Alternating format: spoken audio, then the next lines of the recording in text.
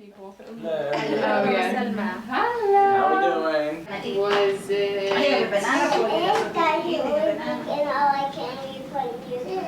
Oh, you want this? Okay, I'll give it to you. Just wait. I'll give it Flat to you. eggs, pancake eggs. Oh, yeah. Wait. Mom is gonna give you here. The blue one. When we came to Harrisonburg, we were the only Muslim family. You know, I told you I have 16 grandkids. So right now, my main focus is on the grandkids. They would come and spend the weekend with me. Now, if you ask any of them, know the names of all the food, because we're always in the kitchen, always doing something with the cooking. Good job. Somebody must have. I'll give you this one because somebody must have took it home. Somebody took it from my house. There's always something missing. Somebody's always stealing your cup. Yeah, I know. The Somebody's always princess getting cup is gone. accused. The princess cup My is gone. princess cup. Where is it? I'm looking at you, little princess.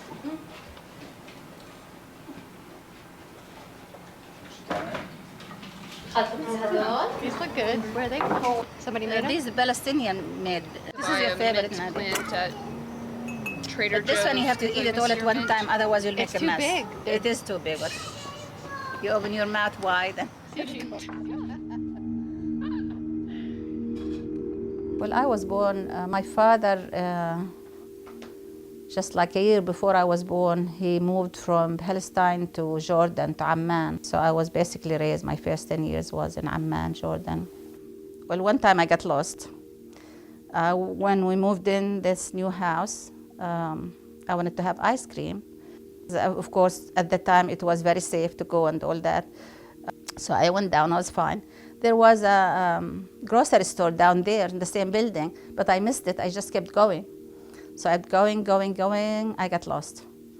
And of course, they were all looking for me, and I remember somebody found me, the ice cream man found me, gave me ice cream, I kept crying. He said, "What's your name?"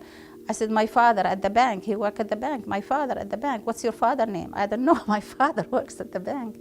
I must have been, I think, 4. And then finally, somehow they found me. He took me to one of the houses there. And she was a seamstress, so she knows a lot of people. He thought this is the best place, because she knows a lot of people. And then just before it gets dark, they did find me. So that was one of the things I remember.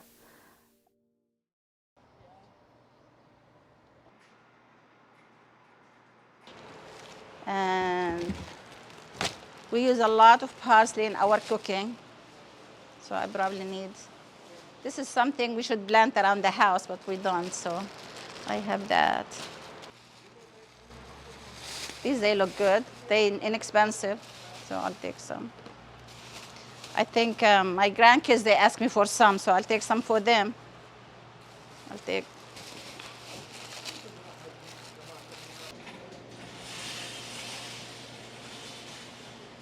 This here, some of the cookies and sweets, and they have honey. I think this is local honey here. And some of this from overseas. This is the one you drank in my house. This is my favorite. Let's see.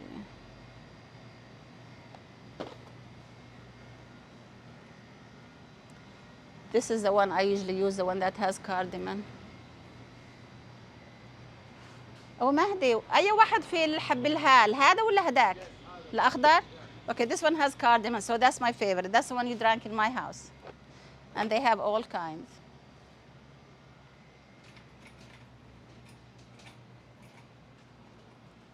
This is very, very popular. I usually buy the big box. They have it in there. So we use it in Ramadan. We use it, throughout the year. It's very popular in our diet. The Middle East is very popular with all these, with the olives or, all these canned things, because they use it in the winter time. In the old days, they didn't have refrigeration, so they would do pickles. They pickle almost everything. So all of this is different types of pickles. He has son graduated last year from JMU, and now he has twin daughters. They go to JMU. 2 daughters. Twins. 2 twins, yeah. Twins, yes.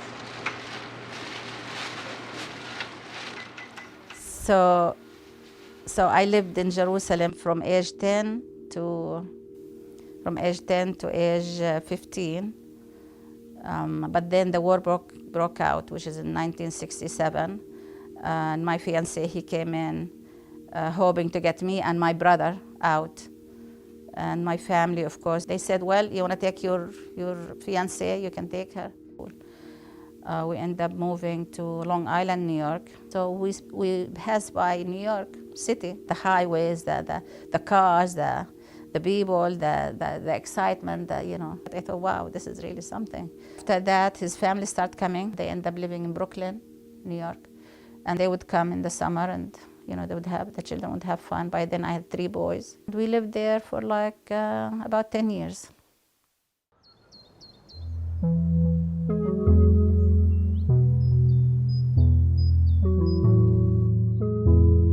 I was back home visiting with my family. So it was time for me to come back. I'm at the airport and nobody's there to get me. My husband wasn't there. So I called my neighbor, what's going on? She said, well, your husband is not here. They went looking to move the company. They went south. Well, to my surprise, they stopped in Virginia to have lunch and they were convinced that this is the right place. You are where you should have your business. And we ended up moving here, and that was in 1978. We keep the business small. It's about 30 employees. We have about 10 different languages spoken here, so we have a lot of immigrants who come to the area through church world services and the refugee resettlement program, and we're able to hire a lot of those communities.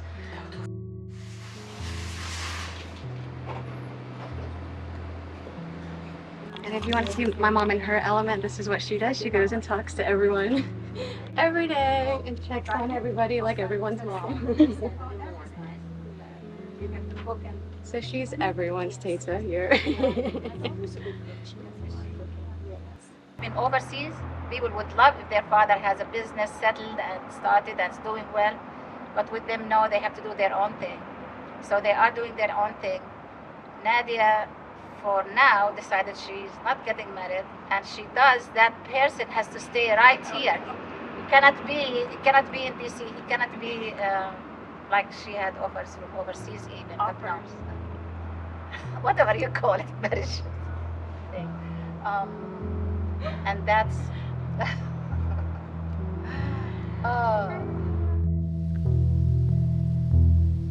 So we have these 2 girls coming. Okay. And they are from Gaza. They came out just like a month before the war, and they're going to Bridgewater College. So Nadia and her friends, they think they're coming to help me cook. That's what I can't rely on them. So what they do, they come in, they eat, then they start cleaning. They think they did their part. This dish, this dish is supposed to. Usually, if I was like in my 20s or 30s, I would be able to do it. So I would put it like this and flip it. But now I won't be able to because I'll drop it. So I'm gonna do it a different way. And when you flip it, it's supposed to stay like this, stay standing, because it has meat and vegetable in there. But I'll manage to. How are you gonna do it? I'm just gonna cook like so fast. Okay. You're strong. She's gonna do it the right way. Okay, so I would say. No, put your hand. Oh, okay. Put your hand in the middle. Okay. In the middle. No, in the middle here. Which way you going? Is that hot? It's not hot. Good. Hold it like this. Like this? It's hot. It's hot. It's so hot. I can't. Do you want me to It's hot. It's heavy. I'll do it. Hold on. It's not gonna be مقلوبة خالته. It's not gonna be مقلوبة. Listen خالته. This is the first time they've been out in airplane. They've been out of Gaza. They came out just a month before the war started. They've been here a year. I cried after that. I don't cry in front of you. I know. I was crying and then she came.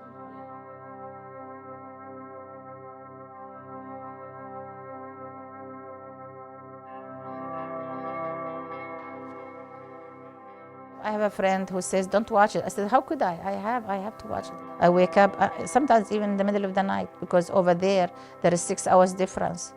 And like, let's say it's 2 o'clock, over there it's 8 o'clock. So something must have happened when I was asleep.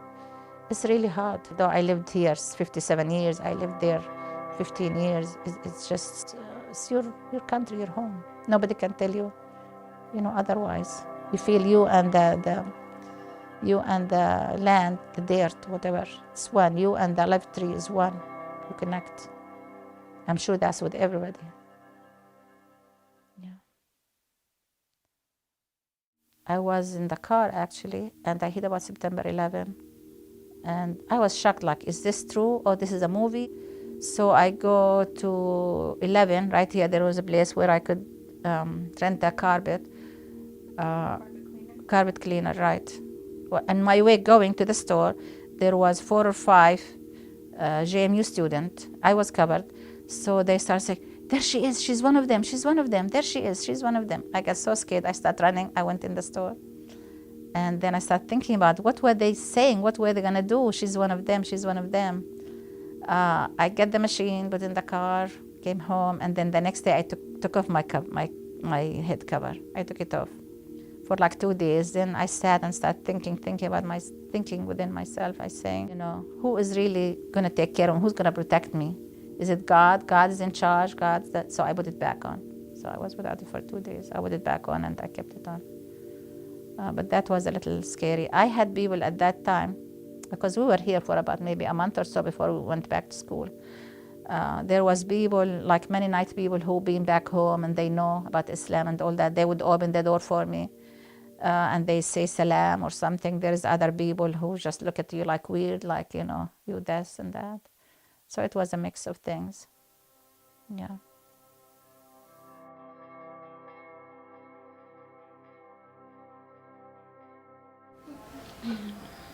Did you hear about Hassan's nephew?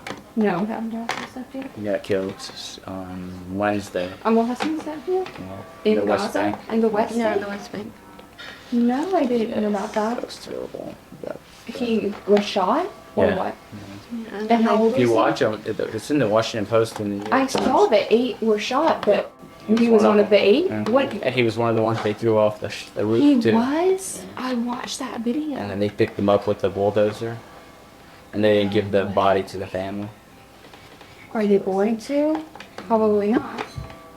Wait, how old was he? 26. He was the youngest sibling in the family. It's really sad. Isn't Hassan gonna go overseas at all? No. You can't just. It's not easy. I put the girl pig. No! No!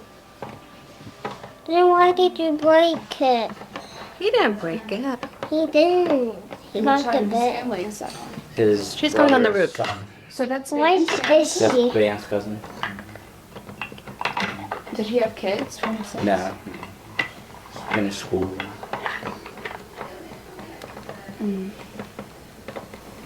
Yep.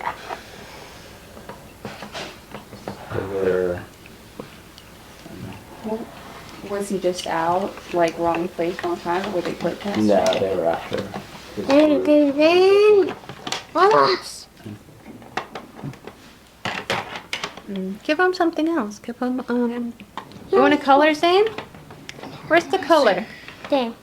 Let's color.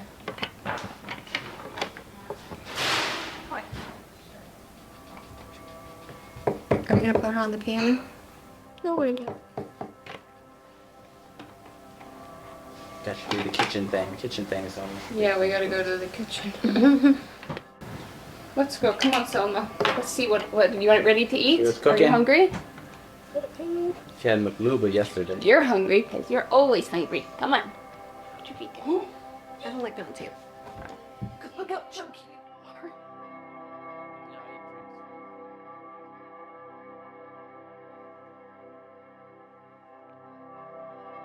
So now, thank God to WhatsApp and thank God to the iPhones and all that, we are connect like at least once a week. I talk to my family members overseas, Jordan or Jerusalem.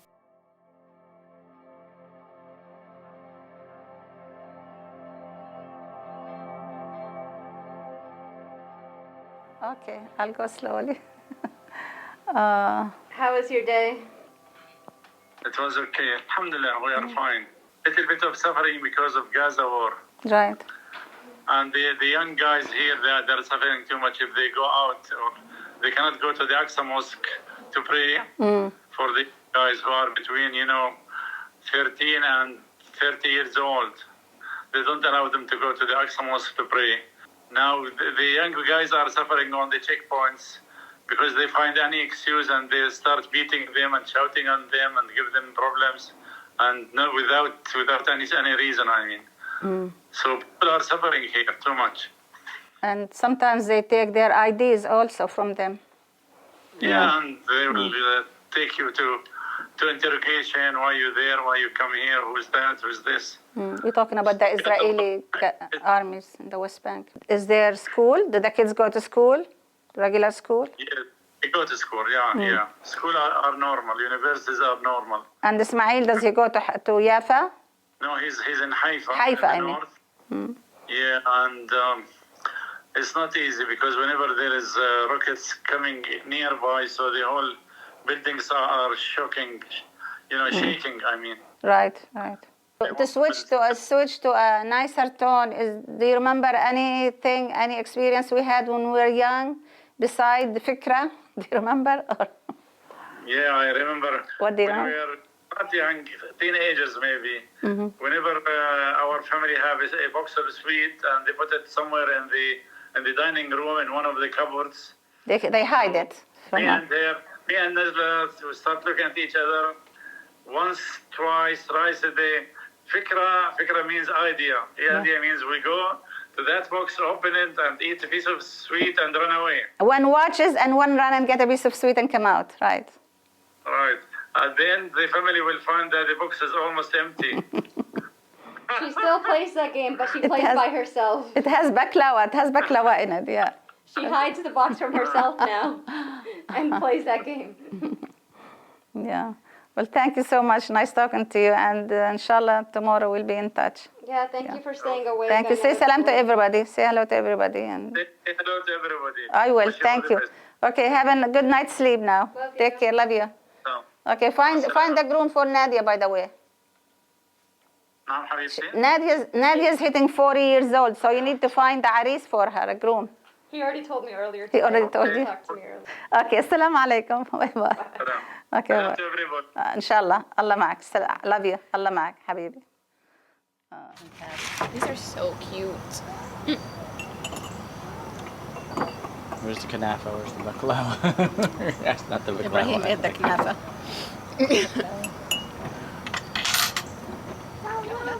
All we're gonna do in this footage.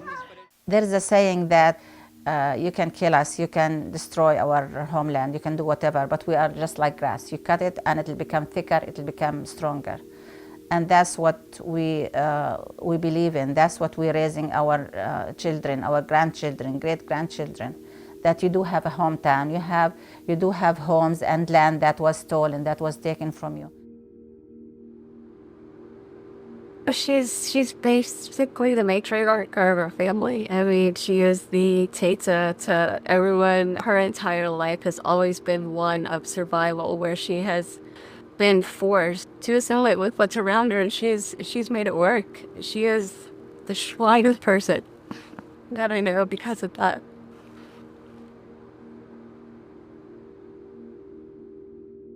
I try. That's, you do the best you can with what you have.